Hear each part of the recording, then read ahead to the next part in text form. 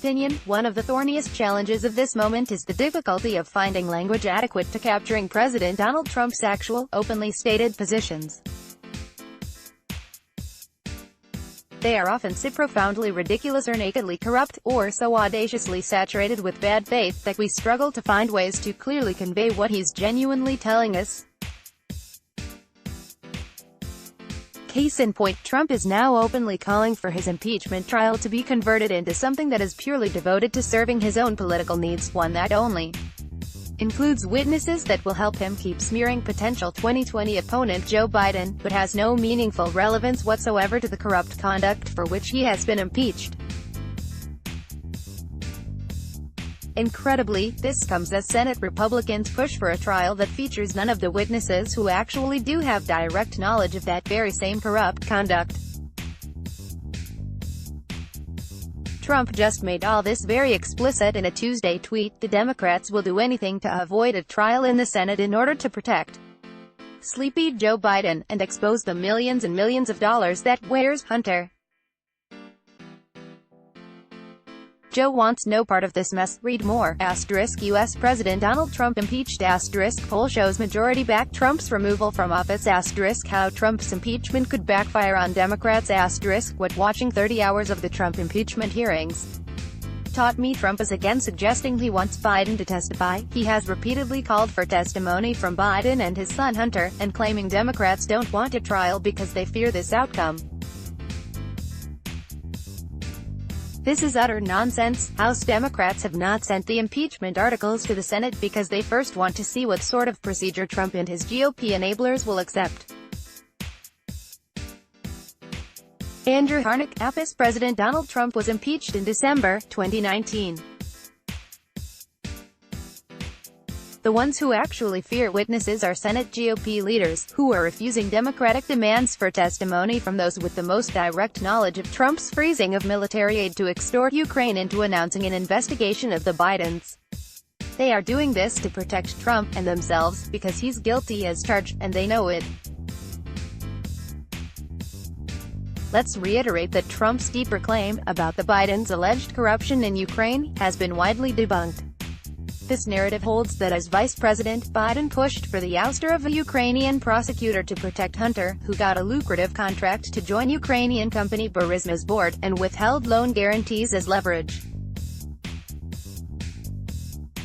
Here are the facts. The campaign to oust that prosecutor constituted an effort to root out corruption in Ukraine. That prosecutor was turning a blind eye to it. The push was U.S. policy widely backed by international institutions, which were also behind using loan guarantees as leverage.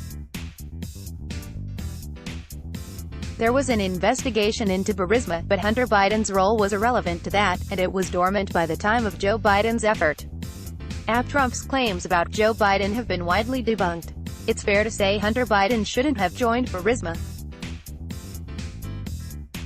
Obama administration officials worried it created the appearance that he was milking proximity to his father and selling influence over Ukraine policy. Joe Biden probably shouldn't have allowed this, though it's unclear what control he had over Hunter Biden, and it has created an aura of ex-lees that Trump is exploiting.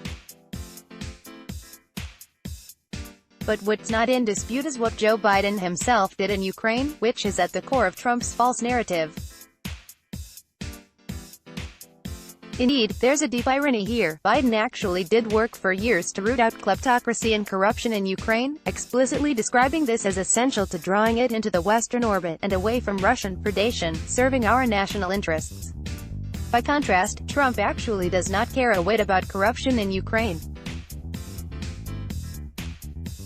He used it as his cover story for extorting the Ukrainian president to help him advance his own kleptocratic and corrupt designs, subverting our national interests to his own. Luis M. Alvarez. Trump is running for re-election this year. Perversely, Trump has been weaponizing his fake concern about Ukrainian corruption to pressure Ukraine into helping him magically transform Biden's actual efforts against Ukrainian corruption into the only real corruption in this whole saga. It's pure disinformation warfare. Let's be clear, this is exactly what Trump wants his impeachment trial to keep on doing. It isn't just that Trump is unrepentant about exhorting a foreign power to smear a domestic rival to cheat through the next U.S. election. It's that he wants his trial to pick up that same mission where his aborted plot left off. Now, Trump might not get his way. Senate Majority Leader Mitch McConnell is privately warning against having any witnesses, fearing an unpredictable circus. Trump has confided that he gets McConnell's argument. It's unclear whether McConnell will pull that off, since he needs 51 GOP senators, and vulnerable ones might balk. But he might. If so, here's a possible game plan. Trump is calling for testimony from the Bidens to lay the groundwork for an endgame in which no witnesses testify.